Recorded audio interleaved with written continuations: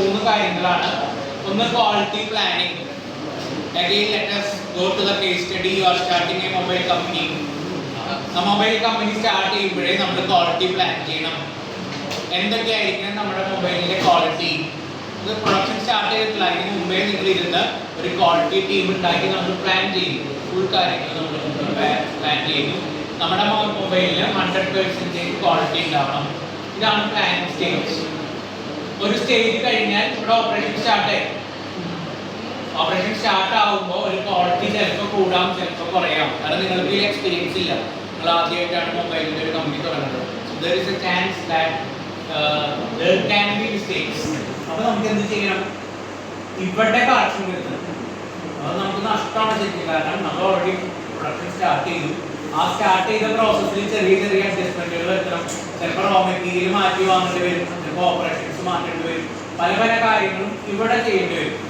അപ്പോൾ അതിനെയാണ് നമ്മൾ എന്താ പറയുക, ക്വാളിറ്റി കൺട്രോൾ. ഇനി ക്വാളിറ്റി ഇംപ്രൂവ്മെന്റ്, അടുത്ത സ്റ്റേജ്.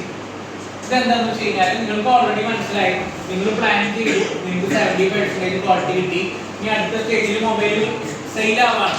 അപ്പോൾ നിങ്ങൾ വീണ്ടും ഒരു മീറ്റിംഗ് കൂടിയിട്ട് എങ്ങനെ നമുക്ക് ഈ 70 എന്നുള്ളത് 90 ആക്കാൻ പറ്റും. നേരത്തെ അത്രയും കോസ്റ്റ് കൂട്ടാൻ പറ്റില്ല, അപ്പോൾ നമ്മുടെ മൊബൈൽ വാങ്ങിയിട്ടില്ല. അപ്പോൾ നമ്മൾ ക്വാളിറ്റി ഇംപ്രൂവ്മെന്റിന് വേണ്ടിയിട്ട് ഒരു മീറ്റിംഗ് നടത്തി. നേരെ ഫീഡ്ബാക്ക് ആർക്ക് കൊടുക്കണം? ബാങ്കിലേക്ക് കൊടുക്കും. അപ്പോൾ വീണ്ടും അടുത്ത ക്വാളിറ്റി കൺട്രോൾ വരുമ്പോൾ വീണ്ടും ഡിഫക്റ്റ് കുറയും. അങ്ങനെ പോയി ഒരു 0 ഡിഫക്റ്റ് സോണിലേക്ക് നിങ്ങളുടെ കമ്പനി ഇങ്ങനെ പ്രൊസീഡ് ചെയ്യുമ്പോൾ പോയിക്കൊണ്ടിരിക്കും. ദുറാൻ പറയുന്ന ട്രയോളജി 3 എന്തൊക്കെയാണ്? Quality planning, quality control, quality improvement. ഈ 3 ഉണ്ടെങ്കിൽ ഒരു കമ്പനി സക്സീഡ് ആവും എന്നാണ് ദുറാൻ പറയുന്നത്.